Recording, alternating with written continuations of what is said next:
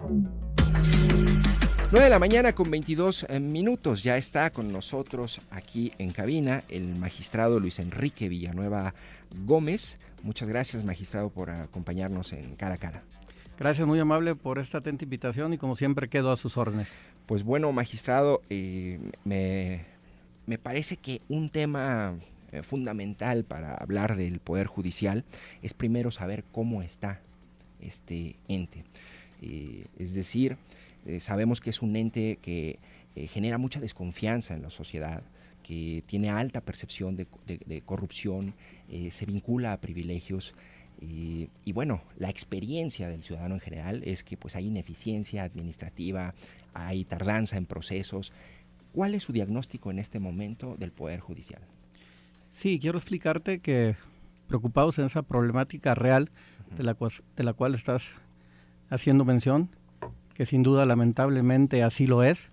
Nos dimos la tarea desde hace 3 años, tu servidor y un equipo de expertas y expertos de todos los niveles y todos los ámbitos, en trabajar en un diagnóstico muy serio, real y profesional de la problemática del Poder Judicial del Estado de Jalisco, el cual nos encontramos con factores diversos, el por qué se ha perdido la confianza ciudadana, el por qué ha venido en demérito la institución, y entre las muchas cosas, principalmente es que tenemos un sistema de justicia tradicional que ya no cumple las exigencias al día de hoy para tener esa justicia pronta, expedita, imparcial, como lo señala el artículo 17 constitucional. Y por otro lado también nos encontramos que ha hecho mucha falta la preparación, capacitación, formación y actualización de la totalidad de los servidores públicos del Poder Judicial del Estado. Y en cuanto a la opacidad y corrupción, lamentablemente se da, afortunadamente, de acuerdo a ese diagnóstico de unos cuantos, pero tenemos que contar con órganos internos de control y supervisión en todo el Poder Judicial del Estado. Si bien es cierto que existe el Consejo de la Judicatura, que es el encargado, entre las muchas cosas, de supervisar, apoyar, vigilar a todos los jueces del Estado de Jalisco, se ha quedado corto, principalmente en la Comisión de Visitaduría y Responsabilidades, y hay que trabajar intensamente en ello. Magistrado, entiendo su proyecto y por eso es por la razón que estamos platicando, se llama Gobernanza Judicial. Estuve dando una revisada a los documentos, dice, lleva 3 años construyendo este proyecto, son 32 propuestas, entiendo, las que plantea usted, pero ¿en qué consiste en términos generales esta idea de la gobernanza judicial y el proyecto concreto que usted está impulsando?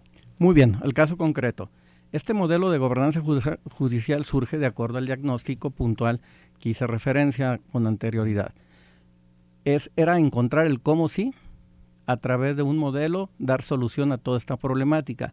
Es donde le tenemos que dar nombre y surge el proyecto de gobernanza judicial, que la gobernanza judicial es conocida por todos ustedes, viene desde Europa, se centra en México, y el doctor Luis F. Aguilar Villanueva es el que acuña ese modelo de gobernanza, pero nosotros los transmitimos a una gobernanza judicial, el cual es un proyecto metodológicamente debidamente estructurado, de manera puntual, con objetivos claros y con soluciones a corto, mediano y largo plazo, donde ahí encontramos 2 grandes troncales, que es una de justicia responsable, otra de justicia innovadora.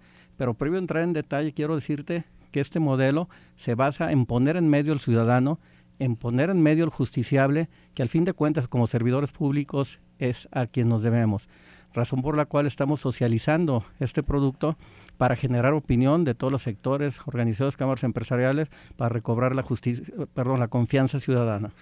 Magistrado, a mí me llamó mucho la atención a principios de año esta encuesta del INEGI.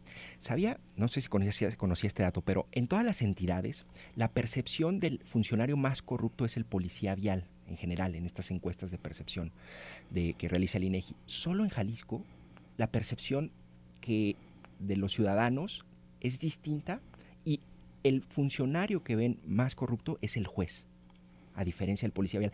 Muy concretamente en este proyecto de gobernanza judicial, ¿qué hay en cuanto a proyecto anticorrupción? ¿Qué medidas o propuestas hay para aterrizar el combate a ese fenómeno? Sí, mira, y es lamentable las estadísticas que estás dando. Yo me quedo con otra. En justicia abierta y en justicia digital, El Poder Judicial del Estado de Jalisco está situado en el lugar número 26 y 29 de los 32 estados de la República. Lamentable que Jalisco esté dentro del rezago, pero si nosotros incorporamos este modelo de gobernanza judicial, podemos situarlo entre los primeros 5 modelos de justicia al Poder Judicial del Estado de Jalisco. ¿En propuesta anticorrupción concreta? Propuesta anticorrupción concreta. Yo apuesto por 3 tópicos principalmente que se pueden instaurar de manera inmediata. Una sería tener un observatorio ciudadano responsable que observe el quehacer de todos los servidores públicos, llámese jueces y magistrados.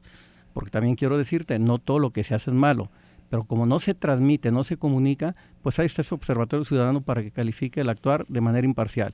Segundo proyecto, tendría que existir una Contraloría Ciudadana.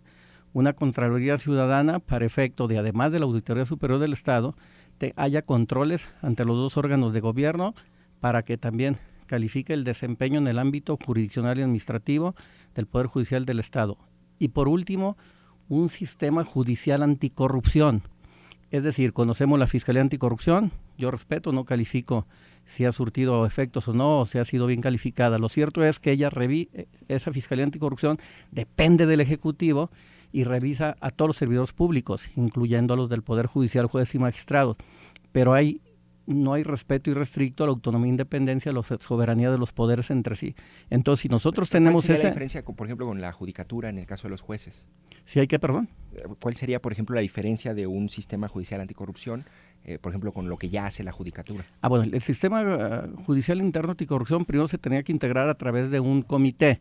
Ese comité lo tendrá que presidir el presidente del Supremo Tribunal, que es el mismo del Consejo, un magistrado, un consejero, pero darle cabida a la ciudadanía. Ahí tendría que haber un representante del Comité de Participación Ciudadana, tendría que haber un participante de las cámaras empresariales y un participante de los colegios y barras de abogado, para que califiquen el actuar de los jueces si es irregular y no, pero también darle dientes, como psicológicamente, sí, para que también si alguien incurre en una responsabilidad grave, sea sancionado de manera inmediata con todo el peso de la ley. Oiga, magistrado, me llama la atención y me preocupa, por ejemplo, una propuesta de esta naturaleza.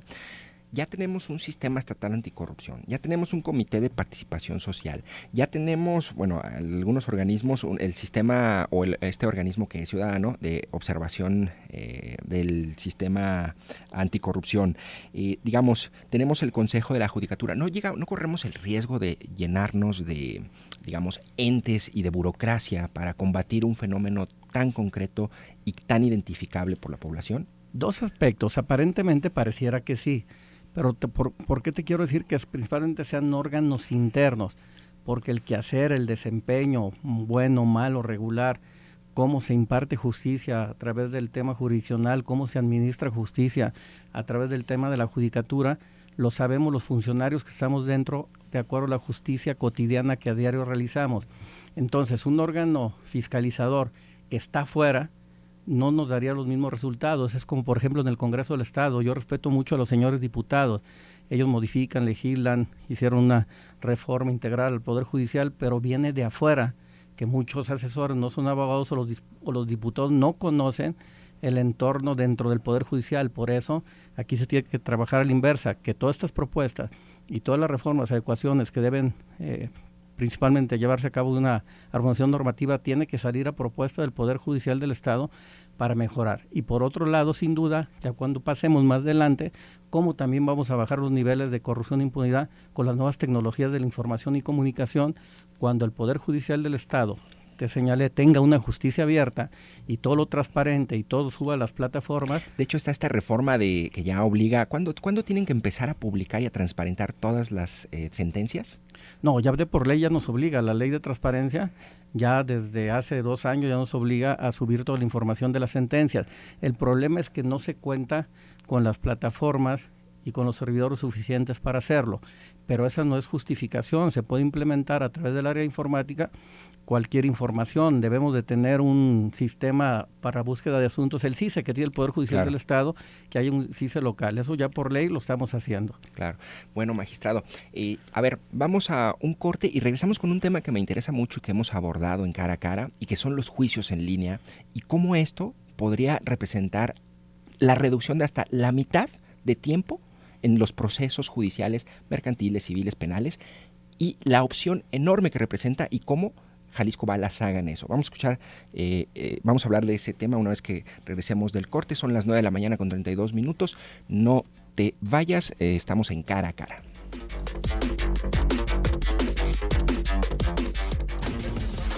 Trabajar para mantenerte informado es nuestra pasión. Zona 3. Información y música en equilibrio. 91.5 de FM. 91.5 de FM. Zona 3. Radio en evolución. Transmitiendo desde Avenida Mariano Otero 3405. Fraccionamiento Verde Valle. Noticias, música y reporte vial. Bajo las siglas XHGO FM. Con 250.000 watts de potencia. Zona 3, en la frecuencia del 91.5 de FM. Un proyecto de comunicación de Grupo Promomedios Radio. La agenda de Jalisco se escribe sobre esta mesa. Continuamos cara a cara, en el 91.5, Zona 3. Cara a Cara, la entrevista.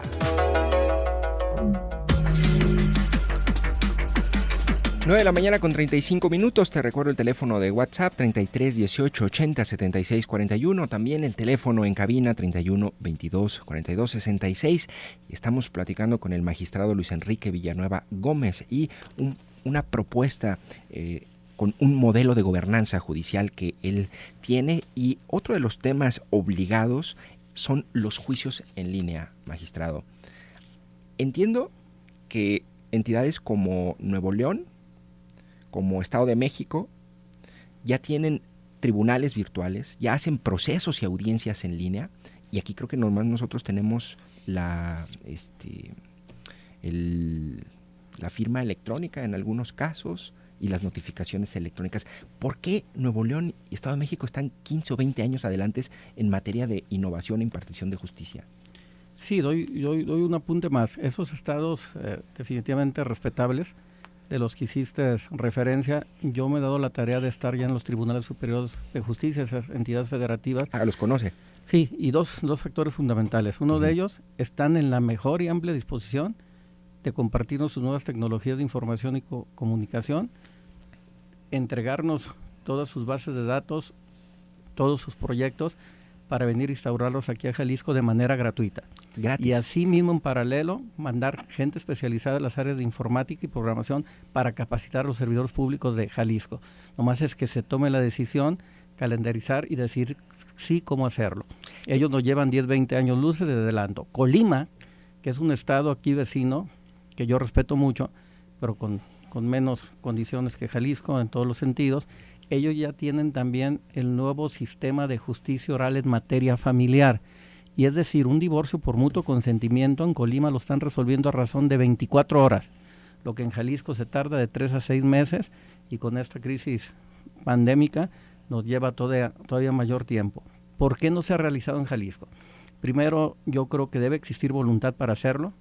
Segundo, debe haber modelos como el de gobernanza judicial que presenten este tipo de proyectos. Y tercero, convencer al Ejecutivo y al Legislativo a través de estos proyectos prioritarios necesarios al día de hoy a base de resultados para que generemos los recursos suficientes y no quedarnos efectivamente en el registro de cédulas y en las notificaciones vía electrónica, que es muy loable, pero estamos muy limitados. Ya debemos de tener, además de los juicios en línea y tribunales virtuales que estableciste, la digitalización de la totalidad de los archivos. Expediente electrónico. Expedientes electrónicos, tribunales virtuales y, ¿por qué no pensar hasta la inteligencia artificial que ya se está poniendo en otros países como Estonia, prueba y error en juicios mercantiles para resolver juicios a base de algoritmos? Eso me llama la atención. ¿Tribunal inteligente o inteligencia artificial? ¿Cómo funciona eso? ¿Cómo funciona? Así de simple. Un expediente lo digitalizas, ya que lo tienes ya vía electrónica, lo ingresas a una computadora. Esa computadora, a base de algoritmos, te dicta una sentencia en muy corto plazo, debidamente razonada, fundada, motivada, con argumentación jurídica suficiente, y además te cita las primeras tesis y jurisprudencias más actualizadas porque ellos tienen toda la información actualizada y a base de algoritmos. te dicta una sentencia, un juez robot, así lo podemos ¿Eso constituir. dónde ocurre, dice? En Estonia, allá en los países bálticos. Y también el senador Ricardo Monreal presentó una iniciativa de justicia digital en el Senado de la República, en el cual también habla de Singapur, que están utilizando esa inteligencia artificial. Nomás te hago un acotamiento. La condicionaron en dos temas. Uno, la competencia que se sujete para atender juicios mercantiles, y dos, que la cuantía no rebase los 7,000 euros. Pero ya la están poniendo en práctica, prueba error. Si un juez mercantil aquí en Jalisco anualmente le corresponde resolver 7,000 asuntos al año, la media nacional te dice que tiene la capacidad para resolver 700 asuntos. Estamos totalmente rebasados. Entonces, a través de ese modelo de inteligencia artificial, se resolverían un sinnúmero de juicios de trámite en forma inmediata. Oiga, pero eso implicaría incluso reformas legales de otra naturaleza, digamos, un software haciendo o realizando sentencias. Me parece que tendríamos que cambiar muchas cosas. Va implícito dos temas. Primero, alguien me decía, oye, pero es que un juez, ¿dónde queda la situación de sensibilidad, de humanidad, de sentimiento? Esa parte sí la entiendo, pero mi respuesta inmediata fue que los jueces y magistrados somos jueces de legalidad, no de sentimientos. Tú vas a resolver conforme a las actuaciones que tengas. Segundo lugar, todo lo anterior, la justicia innovadora, la modernización del Poder Judicial, va aparejada con la armonización legislativa. Se tienen que modificar el reglamento, la ley orgánica, códigos sustantivos y adjetivos y hasta la propia Constitución. Oiga, magistrado, el diputado Héctor Pizano decía que para poder implementar estos juicios en línea, de hecho él tiene una iniciativa, decía que se necesitaban alrededor de 40 millones de pesos. Es decir, todo el software y todo lo que implicaría en capacitaciones. ¿Tiene claro usted cuánto costaría? No, yo creo que nos quedamos cortos. Se tiene que hacer por etapas. Primera, segunda etapa, corto, mediano y largo plazo, debidamente calendarizado. Pero yo creo que esto se tenía que arrancar con un promedio de 180 millones de pesos. Pero estoy hablando de todo el Poder Judicial del Estado de Jalisco, tanto en el primer partido judicial como en todos los juzgados del interior del Estado. ¿Y de dónde saldría ese dinero, magistrado? Muy fácil. Primero, si el gobernador nos otorga un presupuesto constitucional fijo para modernizar el Poder Judicial, ahí habría recursos suficientes. Dos, si nos reincorporan la hacienda judicial, que son recursos propios que generamos a razón de 100 millones de pesos, ahí también se daría respuesta en el aspecto financiero. Y tres, la Secretaría de Innovación, Ciencia y Tecnología ya conoce este modelo de gobernanza judicial y se comprometió que a partir de enero puede tener recursos significativos para el equipamiento del Poder Judicial del Estado de Jalisco. La Cámara de Comercio también tiene una bolsa de 30 millones dispuesta a modernizar el Poder Judicial del Estado de Jalisco porque requieren certeza jurídica, competitividad de inversión. Entonces, si hay el como sí, y no estoy hablando todavía de recursos federales o de recursos extranjeros, que también hay modelos en la Secretaría de Economía que pueden generar ingresos al Poder Judicial. Pues decía cómo puede ayudar el juicio en línea a desahogar la cantidad de expedientes. ¿Tiene claro cuántos expedientes más o menos trata un juzgado de lo civil, una sala de lo civil? ¿Cuántos trata y cuántos en realidad deberían ser la media o el promedio para que fuera un trabajo bien hecho? Sí, lo que establecía en ese orden de juzgados. Un juez civil, que es los que menos asuntos conoce, cierra el año entre 1,200, 1,400 asuntos. Un juez familiar cierra el año alrededor de 3,000, 4,000 asuntos y un juez mercantil termina el año alrededor de 5,000, 7,000 asuntos. Y la media nacional establece que debe conocer un juez cuando mucho 700 asuntos al año. Es decir, están súper rebasados. Entonces, no tanto que haya justicia lenta, sino de imposible de estar al día. Y por otro lado, las salas de segunda instancia conocimos un número importante de asuntos, pero ¿cómo podemos abatir y tener una justicia más pronta? Apostar a la regionalización, tener salas regionales que ya están autorizadas desde hace tiempo en los principales municipios, Vallarta, Lagos de Moreno, Ciudad Guzmán y Autlán, y ahí acercaremos la justicia y se resolverían las apelaciones en un número más rápido. Oiga, usted ha trabajado este proyecto durante 3 años, me comentaba ahorita, y bueno, en diciembre termina la gestión del presidente del Poder Judicial, Ricardo Zuro, y ustedes los magistrados van a tener que elegir un nuevo presidente. ¿Quiere usted presidir el Poder Judicial? Sin duda, te soy honesto, traigo la legítima aspiración de hacerlo, tal vez al igual que algunos compañeros, pero yo avalo mi quehacer en 2 cosas, que tengo vasta experiencia en la carrera judicial, transité en la judicatura, hoy me desempeño por ya casi 5 años en la magistratura, pero además tengo este proyecto, esta propuesta para reformar de una manera pronta el Poder Judicial del Estado de Jalisco a través de la modernización del Poder Judicial con una visión a futuro, que es lo que estoy apostando. Oiga, ¿y está vinculado usted a algún grupo político? Por ahí leí algunas referencias al Grupo Universidad. Sí, ¿en qué términos? Yo llegué de consejero de la Judicatura por el PRI en aquel entonces. El día de hoy asumo esta responsabilidad a través de un acuerdo político entre el PRI y Grupo Universidad, pero yo creo que esto está fuera de tintes, de colores, de filias o fobias. Tiene que ser el modelo de gobernanza judicial, un proyecto de Estado que sería el único para reformar el Poder Judicial del Estado de Jalisco, y también tengo buena relación con todos los grupos y partidos políticos de mi Estado de Jalisco. Claro. Oiga, a ver, la pregunta del millón o de los millones, porque estaba revisando y digo, siempre me sorprende, pero el costo de nómina de un magistrado, es decir, el costo al año es de 256,000 pesos anuales, ¿sí? ¿Usted cuál es su compromiso con la austeridad en el Poder Judicial? Mira, yo creo que es importante el factor de salarios, pero yo dejaría de lado y me iría por el lado de la eficiencia. Es decir, puedes reorganizar y reestructurar tanto el Supremo Tribunal como el Consejo de la Judicatura, que es un órgano obeso. Hay duplicidad de direcciones, hay duplicidad de áreas departamentales. Si tú las reduces, habría ahorros significativos.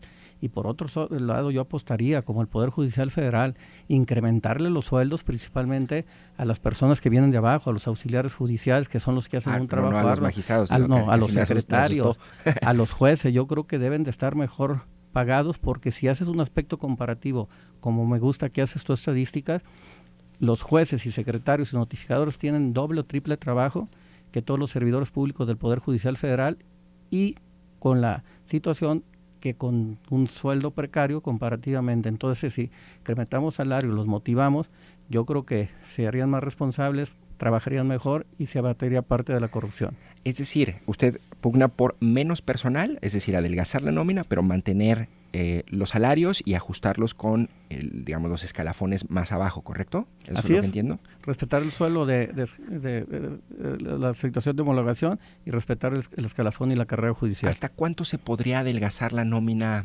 en el Poder Judicial? Yo creo que por lo que vea el Consejo de la Judicatura, un 50%, me atrevo a decir, porque, por ejemplo, rápido, la unidad de informática. ¿Cuántos son en el Consejo? En el Consejo es un universo grande, porque a razón de casi 1,800 empleados con jueces, secretarios y demás. Claro. Pero dentro de la Judicatura habla un número como de 800, 900, de los cuales en el área de recursos humanos hay alrededor de 30, 40 personas. Con 10, 15 personas funciona esa unidad departamental.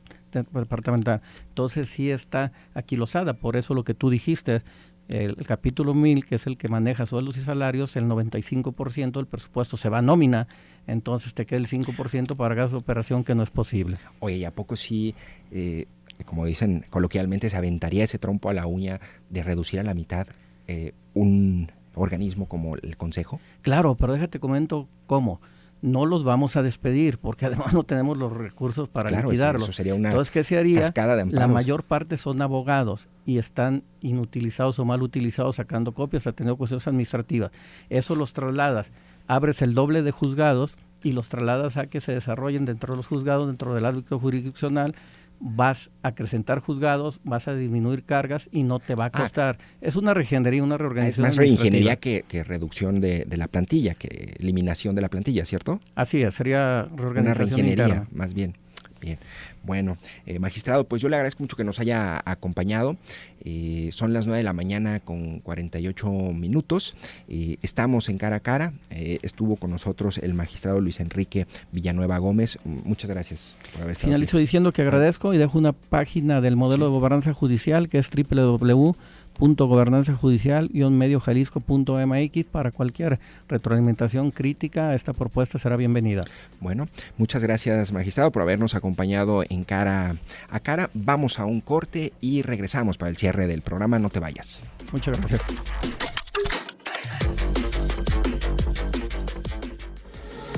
Escucha, siente, disfruta. Zona 3, información y